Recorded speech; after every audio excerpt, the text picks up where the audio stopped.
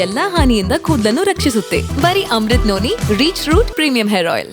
ಇದರಲ್ಲಿ ನಿಮ್ಮ ಮುಂದಕ್ಕೆ ವಿಡಿಯೋ ಬಿಡೋರು ಇರಲಿ, ಇಲ್ಲಿವರೆಗೆ ಬಿಟ್ಟವರಲ್ಲಪ್ಪ 21ನೇ ತಾರೀಕಿಂದ ಅವ್ರ ಮೇಲೆ ಏನು ಮಾಡಿದಿರ ಹೇಳ್ರಪ್ಪ ಜನಕ್ಕೆ. FIR ಹರ್ಕೊಂಡಿದ್ದೀರಿ, 15 ದಿವಸ ಆಯಿತು, ಒಬ್ಬನ್ನು ಅರೆಸ್ಟ್ ಮಾಡಲಿಲ್ಲ. ಹಾಸನದ ಕೋರ್ಟ್ನಲ್ಲಿ ಬೇಲ್ಗೆ ಅಪ್ಲೈ ಮಾಡ್ಕೊಂಡವ್ರೆ ಈ 4 ಜನ. ಕಾರ್ತಿಕ್ ಗೌಡನಿಂದ ಹಿಡಿದು ಇದೇ ನವೀನ್ ಗೌಡ ಅಲ್ಲಿ ಬೇಲ್ಗೆ ಅಪ್ಲೈ ಮಾಡ್ಕೊಂಡವ್ರೆ.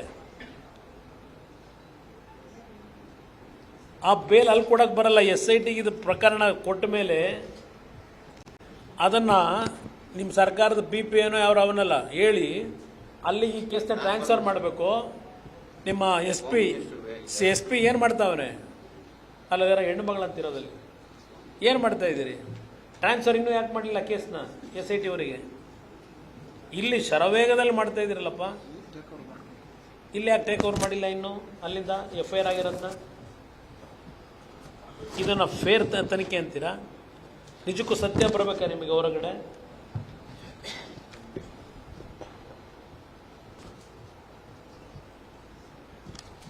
ಮಾಡಬೇಕಾ? ಏನು ಕುಮಾರಸ್ವಾಮಿ ಮೇಲೆ ಏಕವಚನದಲ್ಲಿ ಅಟ್ಯಾಕ್ ಮಾಡಿದ್ದು ನಮ್ಮ ಈಗ ಕೆಲವು ಬಾರಿ ಕುಮಾರಣ್ಣ ಅಂತಾರೆ, ಕೆಲವು ಬಾರಿ ಪಾಪ ಪ್ರೀತಿಯಿಂದ ಅಯ್ಯೋ ನಮ್ಮ ಕುಮಾರಣ್ಣ ಹೇಳೋರೆ ಅಂತಾರೆ. ಇನ್ನೊಂದು ಕಡೆ ಯಾವನೋ ಅವನೋ ಇವನು ಅಂತ ಇನ್ನೊಂದು ಕಡೆ ಮಾತಾಡ್ತೀಯಪ್ಪ. ನೋಡಿದ್ದೀನಿ ಯಾವ ಥರ ಬಂದಿದ್ದೀರಿ ನೀವು. ಏನು ಮುಗಿಸೇ ಬಿಡ್ತೀವಿ ಅಂತ ಹೇಳ್ತೀರಿ.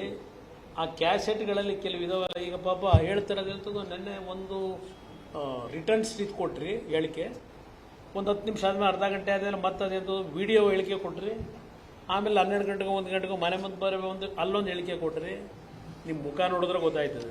ಆ ಟಿವಿಗಳಲ್ಲಿ ನಿಮ್ಮ ಮುಖದ ಹಾವಭಾವ ನೋಡಿದ್ರೇ ಏನು ಎಗರ್ತಿದ್ರಲ್ಲ.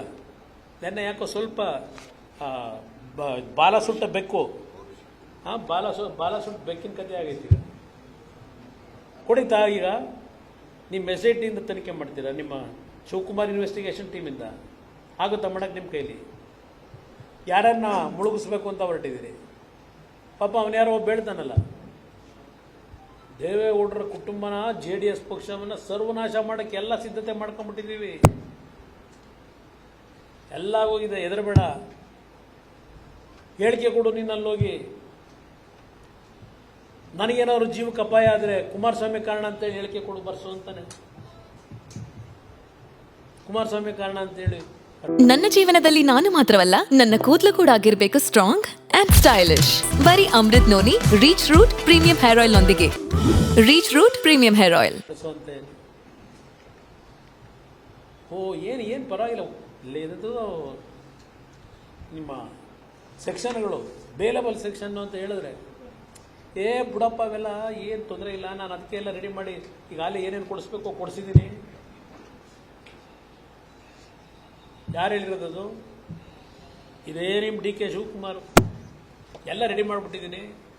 ಅದು ಯಾವನೋ ಹಿಂದೆ ಒಂದು ಬೇರೆ ಒಂದು ಸಲ ಪಾಪ ಯಾರ ಬೆಳಗಾಂ ನಮ್ಮ ಸಾಹುಕಾರರ ಬಗ್ಗೆ ನಡೀತಲ್ಲ, ಅದೊಂದು ಸ್ವಲ್ಪ ಏನಾಯ್ತು ಅದು ಕೇಸು?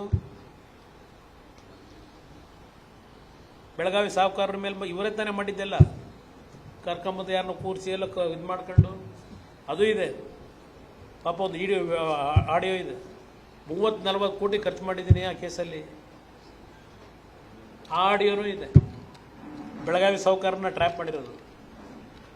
ಇಲ್ಲಿ ದೇವೇಗೌಡರು ಕುಟುಂಬನ ಸರ್ವನಾಶ ಮಾಡ್ತೀನಿ ಅಂತ ಹೇಳ್ತೀರಲ್ಲಪ್ಪ.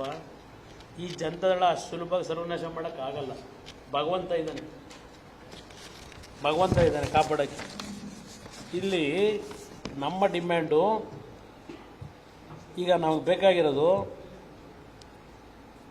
ನೆನ್ನೆ CBIಗೆ ಚಾಲೆಂಜ್ ಮಾಡಿದ್ರಲ್ಲ ಮಾಡಬೇಕು ಅಂತೇಳಿ. ಬಹುಶಃ ವಿವೇಕ್ ಸುಬ್ಬಾರೆಡ್ಡಿಯವರು ಏನೋ ಒಂದು ಮಾತು ಹೇಳಿದ್ರು, CBIಯೂ ಬೇಡ SITನೂ ಬೇಡ.